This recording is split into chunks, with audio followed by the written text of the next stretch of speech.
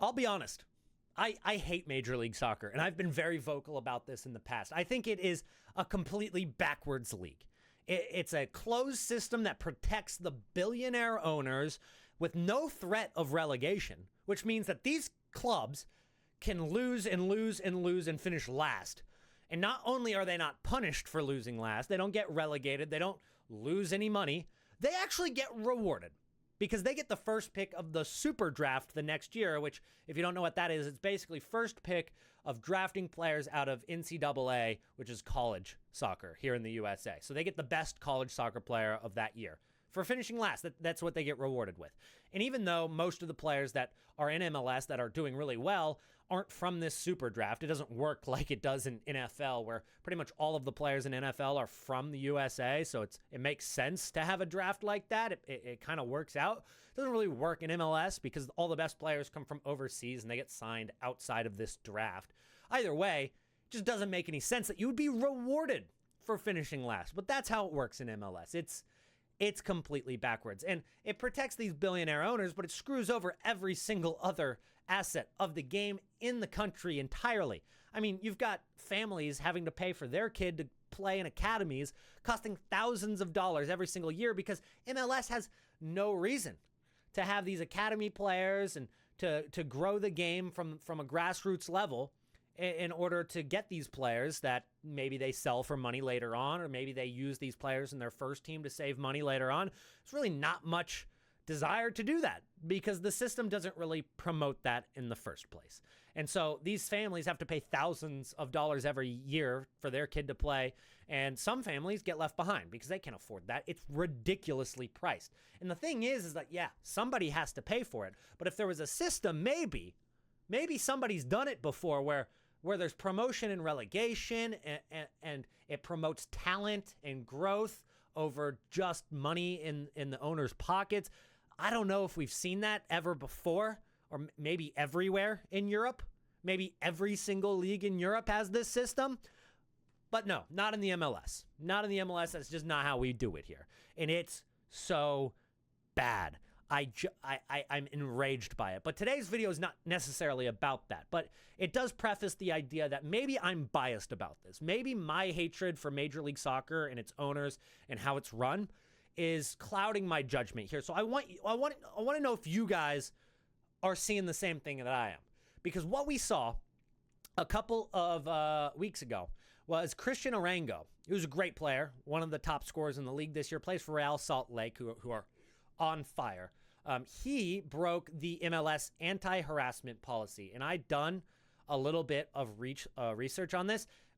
Pretty much nobody knows exactly what he did, but Real Salt Lake have basically accepted the fact that he's going to get a four-match suspension. And they're like, okay, fair enough. We agree. He's going to serve it, and we'll be good.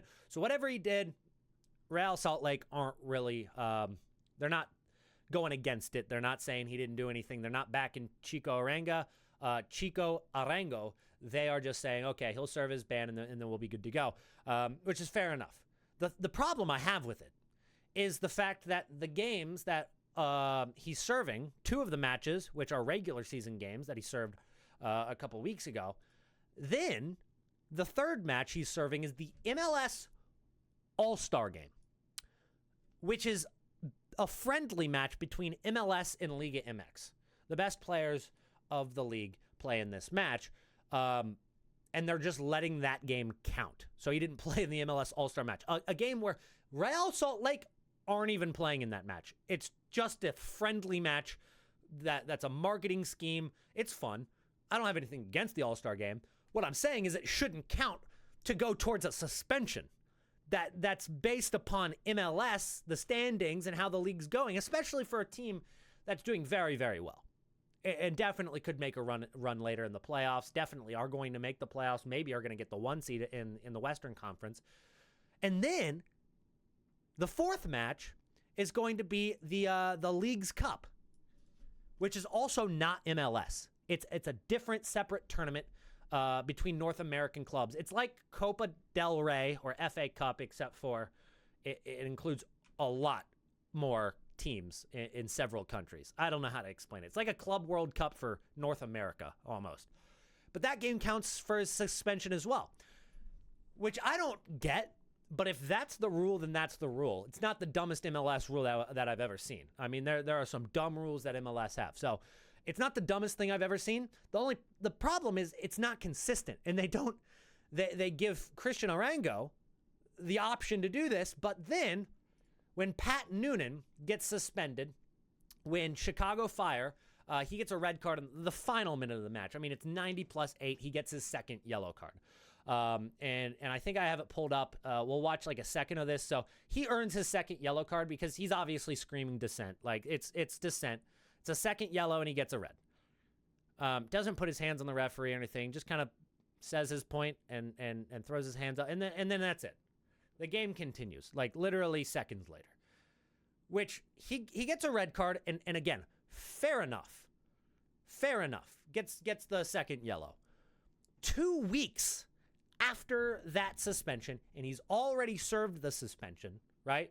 He didn't go to the match for New York Red Bulls. Assistant coach took over. FC Cincinnati lost that game by like considerable margin. This is where it gets really bad for MLS because they decided over 2 weeks after the incident against Chicago Fire where he got his red card, he went and served his suspension. He then came back and managed FC Cincinnati in their first Leagues Cup game, which again is the exact same competition that Arango was able to serve his suspension. And now they're deciding that they're going to extend the suspension one more game. Now, of course, FC Cincinnati still have one more Leagues Cup group match, and then they also have most likely knockout rounds because they won their first Leagues Cup game. But is he allowed to serve his suspension there? Well, MLS say no. They say no. They say, no, you can't serve it during the Leagues Cup, even though they let Christian Arango do that about the exact same time. It's also very peculiar that they would wait 2 weeks to extend this suspension, despite the fact that it really wasn't all that crazy of a red card. It was a second yellow. He deserved it. He served his suspension. All of a sudden, an extra suspension. And people on Twitter are losing their mind, especially, of course, FC Cincinnati fans. You can see this whole thing to me doesn't make sense. Hey, MLS, why can you serve multiple game anti-harassment suspensions during League Cup, but not a referee criticism suspension, a dissent suspension? Can this league for one day be consistent? Welp, heck of a birthday gift for Pat Noonan. That's literally the commentator for FC Cincinnati saying that as well. So it really is inconsistent. But the worst part is that FC Cincinnati have seen this happen to them before in a very, very inconvenient time. Now, here's the deal. FC Cincinnati, Pat Noonan, cannot serve his suspension during Leagues Cup, which means that he's got to serve it in his next MLS game, which very conveniently for MLS is the exact team that is making them quite a bit of money right now, Inter Miami.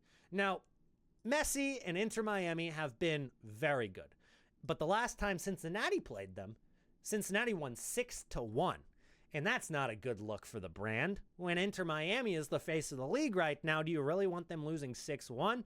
Doesn't give a good look. How about we take the coach of the year out of FC Cincinnati? Because FC Cincinnati play Miami in the next MLS match. That's the match that Pat Noonan is suspended for, and it's just awfully suspicious. But this isn't the first time that FC Cincinnati have been screwed over in a very similar scenario where MLS extends a suspension in a very suspicious and convenient time for them. Because last year during the playoffs in the first round against New York Red Bulls, Matt Miazga got suspended for the rest of the playoffs for a post-game behavior. Now, let me give you some context. He got a yellow card in the first match against New York Red Bulls. He then got another yellow card in the second match against New York Red Bulls. And then after the second match, during penalties, he got a third yellow card. Now, most people would assume that second yellow card that he got in the second game would be a red card, but it's not. And this is the rule all across football. The cards actually reset when it goes to penalties. So he got a third yellow card, which actually was the worst of them all, because it was only after he scored his penalty, he decided to hold up a heart to the stands and immediately got a yellow card shown to him, which was one of the most egregious yellow cards I've ever seen happen in watching football history. It reminds me of when Robin Van Persie took a shot against, I believe it was Barcelona for Arsenal, and got a second yellow because he didn't hear the whistle, and so they thought he was just kicking the ball away. A lot of people are upset about that yellow card. A lot of people were upset about this yellow card. And the reason is because that third yellow card gives him a yellow card accumulation suspension. So after the game, as he's holding a pizza box, which is somehow the only detail that MLS decided to release about it, he was yelling at the referees and upset that he's got to be suspended for the next match. MLS decided to respond to that by just suspend him for the rest of the year and really screw over FC Cincinnati because that's their best defender and the best defender in the league, in fact. So FC Cincinnati are used to this kind of treatment at this point, and it's just very suspicious that 2 weeks after the incident for Pat Noonan and also with the inconsistency of enforcing rules and how you can serve that suspension also leads to FC Cincinnati losing the coach of the year against the team that is the face of the league right now and the 1 and 2 in the Eastern Conference. It just doesn't really add up well for MLS. It's a terrible, terrible look. But again, I'm very biased in this scenario because I hate MLS.